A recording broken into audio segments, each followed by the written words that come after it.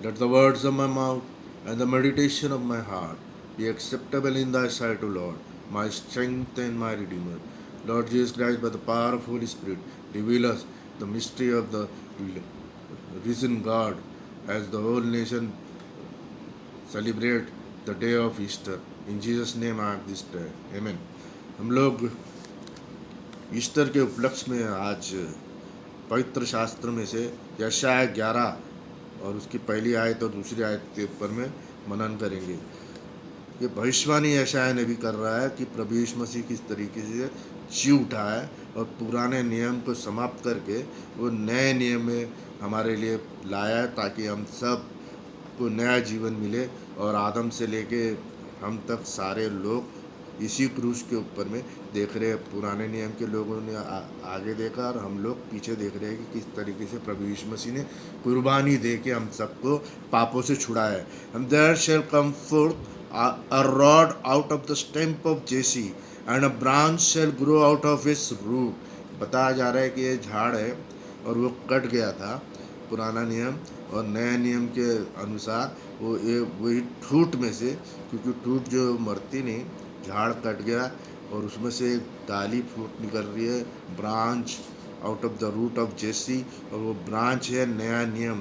कैसे प्रभु यीशु मसीह अपने आप को मारता है, गाड़ता है, पूरे पापों को दफन करता है, तीसरे दिन जी उठता है। जो ब्रांच दो ठूट में से निकल रही है वो उस चीज़ को दर्शा रही है कि वो नया नियम है हमारे लिए, तो रिजरेक्टेड जीसस क्राइस्ट। अगर वो जी नहीं उठा तो हम सबको उसका मानना व्यर्थ, पौलुस बताता है। इसलिए हम जानते हैं कि वो सही में जी उठा है और हम सबको हमारे पापों से छुड़ाया है ना। And the spirit of the Lord shall rest upon him and the spirit of wisdom and the understanding and the spirit of counsel and mighty, the spirit of knowledge and of the fear of the Lord, है ना। But with righteousness shall he जज the poor and reprove with the equity of the meek of the earth, and he shall smite the earth with the rod of his mouth, and with the breath of his lips shall he slay the wicked। जो संदेश है जो उसका बताया, rod of his mouth and breath of his lips, वो जो संदेश है जो नबियों के जरिए से और भविष्यवक्ताओं के जरिए से वो बोलता है, बातचीत करता है, लोगों को आगाह करवाता है कि प्रभु यीशु मसीह जिंदा खुदा है और वो जी उठा है। और वो वार्निंग देता है कि हमें सबको लेफ्ट बिहाइंड के अंदर में नहीं जाए। जो लेफ्ट बिहाइंड है उनके ऊपर में बहुत तबाही है। प्रकाशित वाक्य के 8वें अध्याय और 9वें अध्याय के अंदर में वो 5वीं और 6वीं पूरी तूरी जब फूकी जा रही है तो उसके अंदर में 3.5 साल के जो संदेश वादक है मूसा और इलायस, उनके होने के बाद में तो बहुत सारा सतावा है जो लेफ्ट बिहाइंड है उनके ऊपर में वो सारा सतावा आप पढ़ेंगे तो आपको दिखेगा। And it shall come to pass in that day there shall be a root of Jesse which shall stand as an ensign of the people, to it shall the Gentiles seek and the rest shall be glorious। उस क्रूस के निशान को देख के, इंसान को देख के सारी दुनिया वाले बहुत ही आनंदित होंगे और उसी चीज़ पर विश्वास करेंगे। And it shall come to pass in that day that the Lord shall set his hand again the second time to recover the remnant of his people। Second time मतलब क्या है कि प्रभु यीशु मसीह जो है इज़ द क्रिएटेड गॉड, है ना। अब वो जो अनसीन गॉड है, जो इनविजिबल गॉड है, he created his image but nobody has seen God। Jesus Christ says only the Son of God who is in the person of God। यानी Jesus Christ बता रहा है जो सामने का पोर्शन है जो इनविजिबल गॉड का और जो विजिबल फॉर्म है वो प्रभु यीशु मसीह है। तो सारी दुनिया के लोग उसको विश्वास करेंगे। किस तरीके से?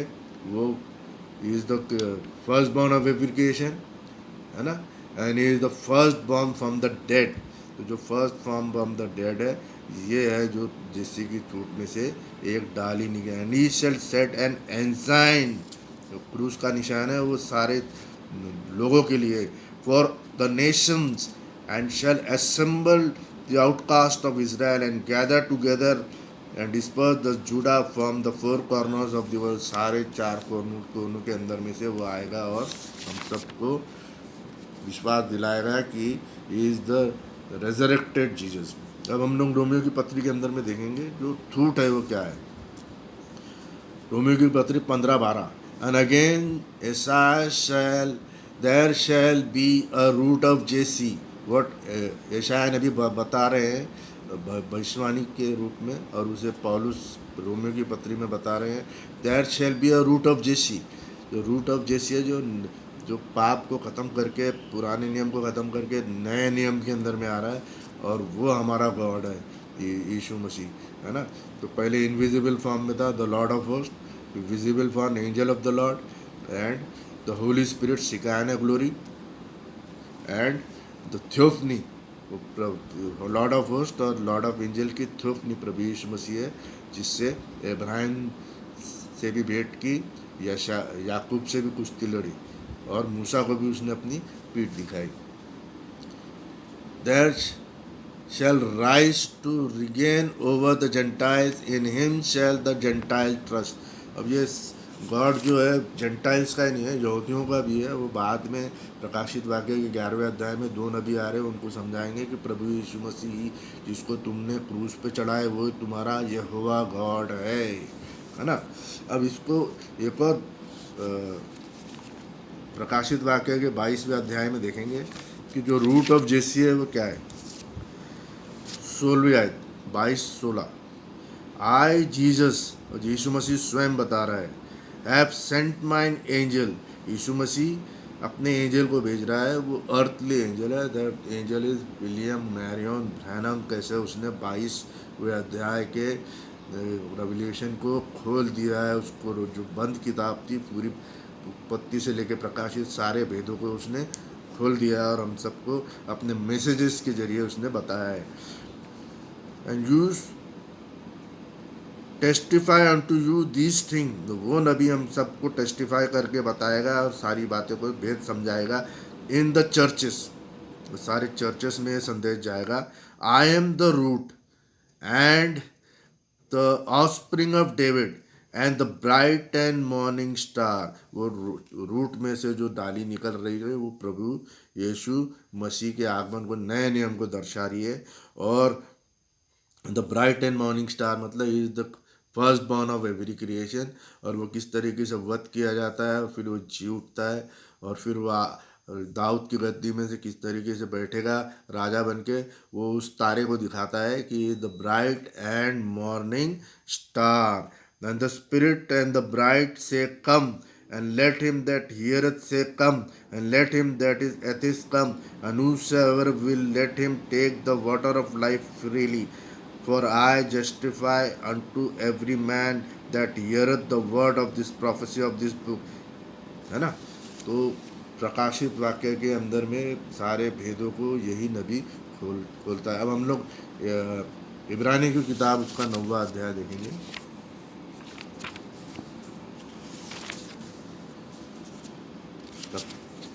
इब्रानियों की किताब और उसका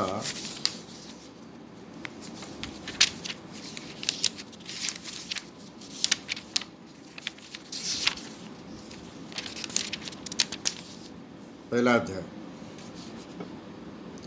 And again when he bringeth in the firstborn unto the world, he saith, and let all the angels of God worship him। Again he is bringing मतलब मर के जी उठने के बाद में the firstborn from the dead, for unto him of the angels saith he at any time, thou art my son, the firstborn of every creation, this day I have begotten thee। And again I will be to him a father, and he shall be a son। यानी पुराने नियम के अंदर में वो as a यहोवा था, और नए नियम के अंदर मर के जी उठने के बाद में हमारा यीशु हो गया, क्योंकि वो जन्म लेता है कुमारी मरियम से, और उसको नाम दिया जाता है। एंड अगेन का मतलब फिर से वो उसको जीवित करता है, क्योंकि उसको टोटली ख़त्म हो जाना है। दफनाया गया 3 दिन, और तीसरे दिन वो जी उठा ने पाप को पूरा ख़त्म किया, और फिर तीसरे दिन वो निष्पाप बन के हम सबको पवित्र पवित्र खुदा करके बनाए। जैसे हम उस पर विश्वास करेंगे तो जिस आत्मा ने उसको जिलाई, तो जैसे हम विश्वास करते प्रभु यीशु मसीह, तो वही आत्मा हमें भी जिलाएगी। And again when he bringeth the firstborn into the world, यानी जब वो रिजरेक्ट होते आता है उसके बारे में बता रहा है कि किस तरीके से मरे हुओं में से जी उठने वाले में ये पलौटा है first born. And let all the angels of God worship him, और इसी को वर्शिप करने दे रहा है। तो यहाँ पे ट्रिनिटी काम नहीं कर रही है कि एक गॉड है, वो इनविजिबल फॉर्म है, Lord of host, invisible heaven में, visible first born of all creation, creation के अंदर में वो इज यहोवा गॉड, और मर के जी उठने में वो जीसस क्राइस्ट है।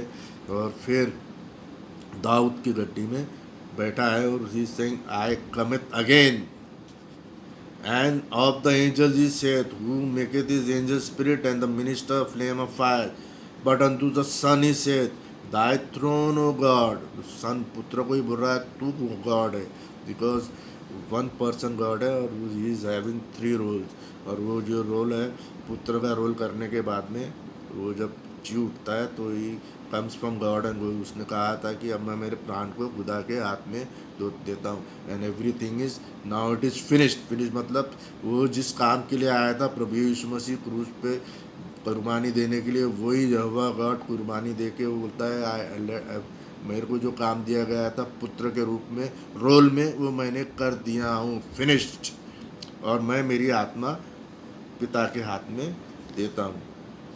तब ये गॉड बन गया, है ना, सिंगल पर्सन गॉड।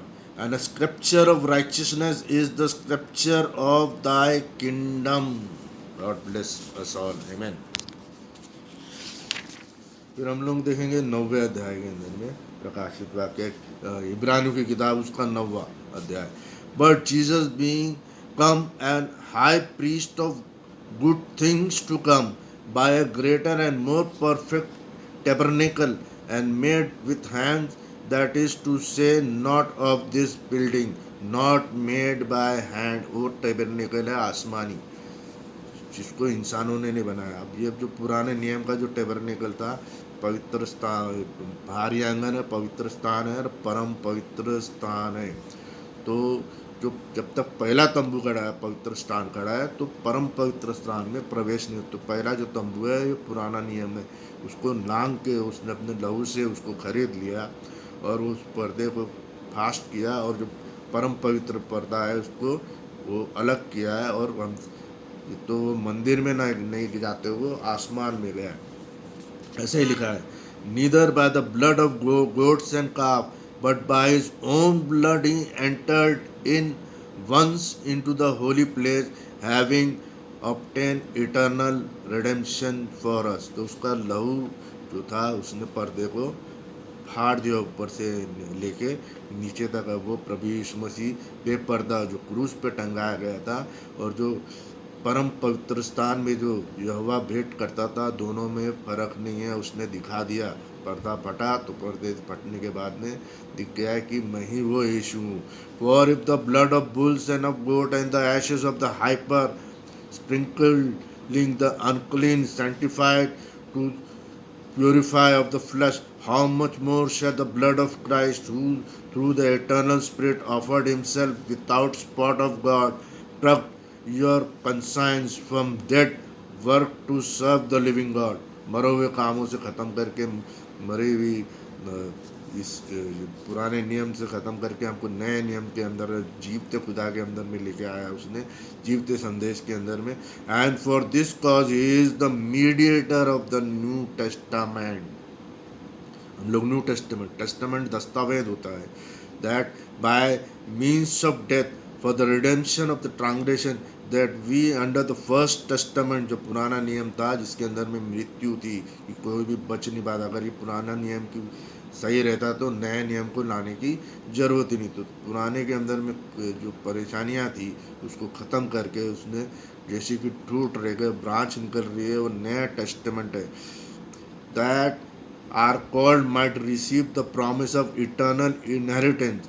अब नया टेस्टामेंट है, and Where a testament is, there also must necessary be the death of the testator. जो टेस्टावेट लिखता है उसको मरना जरूरी है, तो उसने हमारे पापों के लिए मरा, तो टेस्टावेट के अंदर में उसने क्रूस पे कुर्बानी देके पुराने टेस्टामेंट को ख़त्म किया। और वो टेस्टामेंट फिर for testament is of force after man are dead, otherwise it is of no strength at all while the testator liveth. Wherefore neither the first testament was dedicated without blood, for when Moses has spoken every precept to all the people according to the law, he took the blood of calf and goats with water and scarlet wool and hyssop and sprinkled both the book and all the people, saying, This is the blood of the testament which God had enjoined unto us. तो क्रूस के जरिए से उसके resurrected Jesus Christ के अंदर थे, क्योंकि कुर्बानी वो होती है मरे और फिर वही कुर्बानी जी उठे, तब वो असल कुर्बानी होती है। और वो असल कुर्बानी प्रभु यीशु मसीह ने क्रूस पे दर्शा के दिया, किस तरीके से रिजरेक्ट होके आ रहा है। Moreover he sprinkled with blood with the tabernacle and with all the vessels of the ministry, and almost all things are by the law prepped with blood, and without shedding of blood there is no ray, बिता खून बहाए कोई रेमिजन नहीं है ना, छुटकारा नहीं है, बिना लहू के छुटकारा नहीं है। इसके लिए प्रभु यीशु मसीह अपने लहू से ही हम सबको खरीद लिया। It was therefore necessary that the pattern of things in the heaven should be purified with this, but the heavenly thing themselves with better sacrifice than this. यीशु मसीह ने अपने ही आप को दिया, शुद्ध मेमना था। For Christ is not unto entered unto the holy places made by hand. मंदिर के अंदर में पर्दा फटने के बाद वहाँ नहीं गया, उसने दर्शा दिया है कि वो जो मंदिर के पर्दा है वो मैं ही हूँ, और वो आसमान में गया। Of the true but unto heaven itself, not to appear in the presence of God for us. फिर वो हमको फिर से वो आ रहा है हमारे को लेने के लिए। जैसे हम रैप्चर के पर में हम लोग विश्वास करते हैं कि प्रभु यीशु मसीह आएगा और अपनी दुल्हन को ले जाएगा। For Christ was once offered to bear the sins of many, and unto them that took for him shall be he appear the second time without sin unto salvation. हम प्रकाशित वाक्य 5 के अंदर में देखेंगे कि कैसा प्रकाशित वाक्य और उसका 5वां अध्याय। And I saw in the right hand of him that sat on the throne a book written within and on the backside sealed with 7 seals। अब ये जो किताब है ये हमारे छुटकारे की किताब है। अब इसको बिना लहू के खोल नहीं सकता था, तो मेमने ने अपने ही प्राण से उसको अपने वध होके उस किताब को लिया, है ना, और 7 मोहरों को खोला। 7 मोहरों के भेद इस भविष्यवक्ता के जरिए से हमें स्पष्ट खोले गए और हमें समझ में आया कि प्रकाशित वाक्य क्या बताना चाह रहा है। तब ये प्रभु यीशु मसीह का लहू है, और वो लहू देने के बाद में वो 7 मोहरों की किताब को लेता है, वो हमारे जीवन की किताब है, उसके अंदर में हमारे जीवन है। अब एक एंजल आता है, उससे बोलता है कि and one strong angel proclaim with the loud voice who is worthy to open the book and to loose the seal off. जो एंजल है प्रभु यीशु मसीह उससे क्वेश्चन पूछ रहा है यूहन्ना से कि कोई है क्या जो इस किताब को ले सकते। तो यूहन्ना फूट फूट के रो रहा है कि उसको लगाने की कोई है कि इसको खोलने के योग है। पर एक एल्डर आता है, एल्डर यानी प्रभु यीशु मसीह। प्रकाशित वाक्य के पहले अध्याय में एल्डर दिखाया है कि इसके सफ़ेद बाल है और आँख लाल है और पहरवा आग के समान है और पीतल के पैर है और सारे जलता हुए पीतल आग के समान दर्शाया जा रहा है। उसका वो एल्डर है। तो वो एल्डर उसको जवाब देता है कि प्रभु यीशु मसीह क्वेश्चन कर रहा है, प्रभु यीशु मसीह जवाब दे रहा है। And on the one of the elders saith unto him, Weep not, behold the lion of the tribe of Judah, the root of Jesse। देखो यहाँ पे फिर से रूट ऑफ जेसी, इसलिए मैंने आपको पहले रूट ऑफ जेसी समझा दिया। जो किताब है जो पुराने नियम की यहोवा के हाथ में है, है ना, लॉर्ड ऑफ होस्ट और एंजल ऑफ द लॉर्ड उसके हाथ में है, और उसको लेने के लिए किसी को मरना है तो वही जो सिंहासन पे बैठा है उसी ने अपने प्राण को दिया, है ना। वो रूट ऑफ जेसी, पहले वो झाड़ था, अभी सिर्फ कट गया, है ना। तो जो झाड़ था वो किताब लेके था, अब जो ठूट कट गई तो ठूट में से एक डाली निकल रही, तो वो जो डाली निकल रही वो उस किताब को क्लेम करता है। क्यों? क्योंकि उसने सारे पापों को क्षमा किया और नए तरीके से नए नियम के जरिए से रूट ऑफ जेसी के ऊपर में ध्यान देना है। एट प्रिवेल्ड, वही मेमना जो है प्रिवेल किया है। प्रिवेल मतलब उसने अपनी कुर्बानी दे के और फिर रिजरेक्ट करके आ रहा है। To open the book and to loose the seven seals thereof, and I beheld and lo in the midst of the throne one of the four beasts, and in the midst of the elders stood a lamb। ये जो four beast है ये पवित्र आत्मा को दर्शाता है कि चार सात कलीसिया काल के अंदर में चार जो बीस्ट है, जो है जो स्टार्टिंग में जो शेर है, फिर बैल है, और फिर मनुष्य और उकाब, ये चारों जो है वो ताकत को दर्शाता है, पवित्र आत्मा की ताकत को। वो चार दिशाओं से जो हवाएं आती है ना, जो शैतान की ताकतें उस चारों हवाओं को चारों एक रोकते हैं और उसको पवित्र लोगों को आँच नहीं आने देते। जबकि शैतान की शक्तियाँ जो है जो गलत संदेश बता रही है वो सारे दुनिया को, लेकिन ये चार बीस उनको रोके रखते हैं, क्योंकि खुदा के पवित्र लोग जो दुल्हन है वो इसको भली भांति समझती है और शैतान की बातों को समझ जाती है, और दोनों में फ़र्क समझ जाती है कि खुदा का सच्चा संदेश कौन है और खुदा का गलत संदेश। False prophet and the beast and the dragon, ये सार and the image to the beast, ये सारी चीज़ों से बचाता है हमको ये चार प्राणियों के बीच में से a lamb as it has been slain, मरा हुआ, मर के जी उठने वाला। स्लेन मतलब उसके सारे कपड़े धब्बेदार है। Slain having 7 horns and 7 eyes, 7 horns and 7 eyes, the spirit of Lord Jesus Christ, single person God के यीशु मसीह के ये 7 आत्माएं हैं जो चर्चेस के अंदर में काम करते हैं, और 7 एंजल्स है जो मनुष्य के टाइप में है, और उसके 7 स्पिरिट है। These are the eyes of, और जो हमको दिखाती है, बहुत होशियार ये शक्तिमान है कि प्रकाशित वाक्य की उत्पत्ति से लेकर प्रकाशित वाक्य की सारी भेदों को वो समझ लेती है। इसके लिए वो कहती है the 7 spirits of God,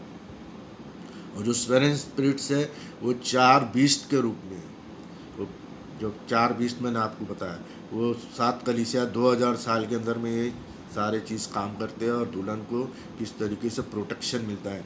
and he came and took the book of right hand of him and sat upon the throne, and when he had taken the book, the 4 beasts and all the elders fell down, and one of them and every one of them harps and golden veils full of odor, which are the prayers of the saints.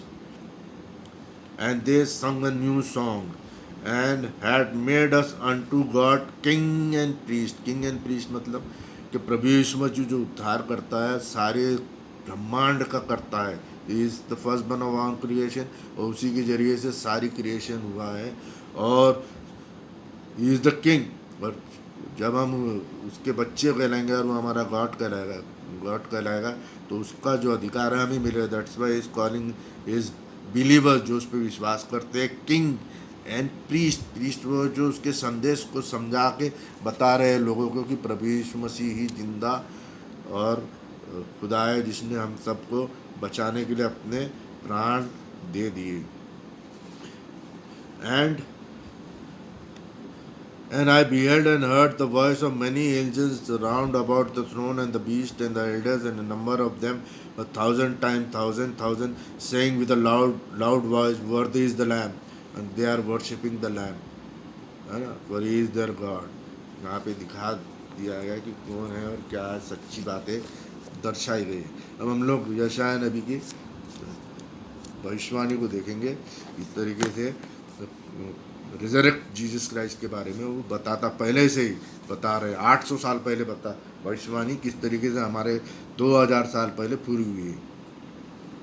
यीशु मसीह से 800 साल पहले की बात है। Who is this that cometh from Edom? Edom वो चीज़ है जो एसाव वंशी रहते थे। एसाव को खुदा ने माँ के पेट से ही रिजेक्ट किया और याकूब को उसने सिलेक्ट किया, तो he gives favouritism to his loved one. तो पहले से चुन लेता है। चुनने का मतलब ये है कि ही इज़ लविंग यू। आप दो चीज़ रखी जाएगी, उसमें से एक को ले गए तो आप उन सारी चीज़ों में वो एक चीज़ है जो आपको पसंद आ रही है, उसको आपने उठाया। वैसे ही प्रभु यीशु मसीह ने अपने लोगों के अंदर में कुछ चीज़ को चुन रखा है। तो याकूब को उसने चुना और एसाव से उसने तुलना की, तो एसाव जो था वो उसको अलग किया। तो वहाँ से एदम नाम वारी से वो जो आ रहा है, वी डाई गारमेंट फ्रॉम बोसरा। बोसरा मतलब वो एदोम के अंदर में एक देश है, छोटा सा विलेज है, और उस एदोम के बरसों बाद से वो आ रहा है ना, पाप को दर्शा रहा है। वो पाप को ख़त्म करके और उस सारों को पाप को नाश करके फिर वो वहाँ से आ रहा है। तो रेजरेक्टेड जीसस क्राइस्ट को दर्शाता है। That this that is glorious in the is apparel travelling in the greatness of strength. वो झूमता हुआ तो चला आ रहा है ताकत के साथ में, सारी सामर्थ के साथ में, जब उसने मृत्यु के ऊपर में फतह पाया है। ये एक्चुअल फाइट है ना, जो प्रभु यीशु मसीह ने की है, कि किस तरीके से उसने पाप को दफन करके अपने आप को वो फिर से वो जीवित करके लेके आ रहा है। तो उसका कपड़ा जो है लहूलुहान है, वो किसको दिखाया था, वो कट गया था फिर वो जीवित उठा है। That is called original sacrifice. That is glorious in his apparel travelling in greatness of strength and that seeketh in righteousness mighty to save. वो पूरा उद्धार करने की शक्ति उसी के पास में, अकेले के पास। अपने शरीर को ढा देना और अपने ही शरीर को फिर से उजागर कर देना, जीवित कर देना, प्रभु यीशु मसीह करता कहता है कि ये पावर सिर्फ मेरे ही पास में है।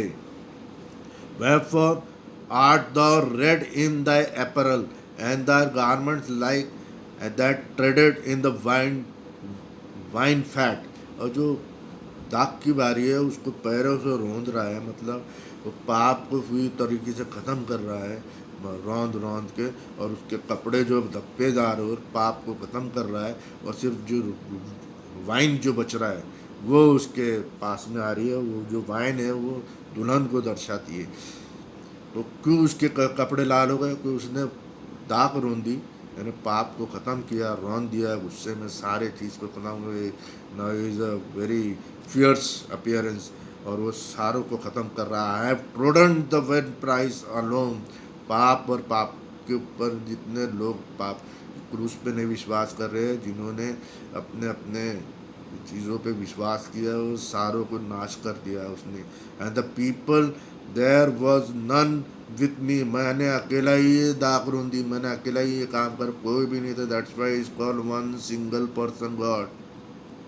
For I will trade them in my anger. वो सारे पाप को उसने ख़त्म करा। And trade them in my fury. और गुस्से में आके सारे पाप को किस तरीके से वो दफन कर देता है। And their blood shall be sprinkled upon my garment and I will stain all my raiment. जो पापी लोग हैं, जो पाप के दर्शाया था, हम सब पापी थे, लेकिन हमने प्रभु यीशु मसीह पे विश्वास किया तो हमारे पाप को प्रभु यीशु मसीह ने क्षमा किया। अब जिन्होंने नहीं किया तो सारे के ऊपर में वो किस तरीके से गुस्से में बताया जा रहा है, तो सारी बातें आपके सामने खुली हुई है। For the day of vengeance बता रहा है, I am very angry, he is in my heart and the year of my redeem is come. अब मैं छुड़ाए हुए को बचाऊंगा। वाइन जो है उसमें निकलेगी और बचेगी मेरी दुल्हन। बाकी सारे को रौंद के ख़त्म कर रहा है। तो धब्बेदार क्यों है? And I looked and there was none to help and wondered that there was none to uphold. Therefore my own arms brought salvation unto me, and my furies upheld me। तो पूरा उद्धार करने की शक्ति मेरे ही पास में है। And I will tread down the people in my anger and make them drunk in my fury, and I will bring down the strength to the earth। सारे जो शैतान का साम्राज्य, शैतानिक चीज़ों को जो विश्वास करते हैं सारे को नाश करे। प्रकाशित वाक्य के 8वें अध्याय के अंदर में तूरी फूटी जा रही है, तो आसमान से इस सारे जो उनका साम्राज्य है उसको लपेटा जा रहा है। वो शैतान की साम्राज्य जहाँ से गलत गलत चीज़ें प्रचार होती है उसको वो हमेशा के लिए समाप्त करता है। तो भजन संहिता में भी लिखा है कि ऐ सनातनों के दरवाजों सरों को उठा करो कि आता है बड़ा बादशाह, है ना। मृत्यु से फतेह होके जीवित होके तब वो स्वर्ग का द्वार उसके लिए कहा गया कि स्वर्ग के द्वार खुलो, क्योंकि बड़ा बादशाह आ रहा है, उसके साथ में हमारी भी एंट्री होती है। तो यहाँ हम लोग संदेश को समाप्त करते हैं एक छोटी सी प्रार्थना के साथ। प्रभु यीशु मसीह, हम आपसे विनती और प्रार्थना करते हैं संदेश को ब्लेसिंग कीजिए ताकि सारी दुनिया को पता चले कि हमारा प्रभु यीशु मसीह खरोखर जीवित जी उठा है, सच में जीवित उठा है। और हम सब विश्वास करते हैं जो पिलर ऑफ फायर है और जो आग का खंभा है, धुएं का बाला प्रमाण आज जो हमारे समय में काम कर रहा है, प्रमाण करता है कि वो सही में resurrected Jesus Christ है। प्रभु यीशु मसीह के नाम में मांगते सुनो ग्रहण कीजिए। आमीन। God bless us all.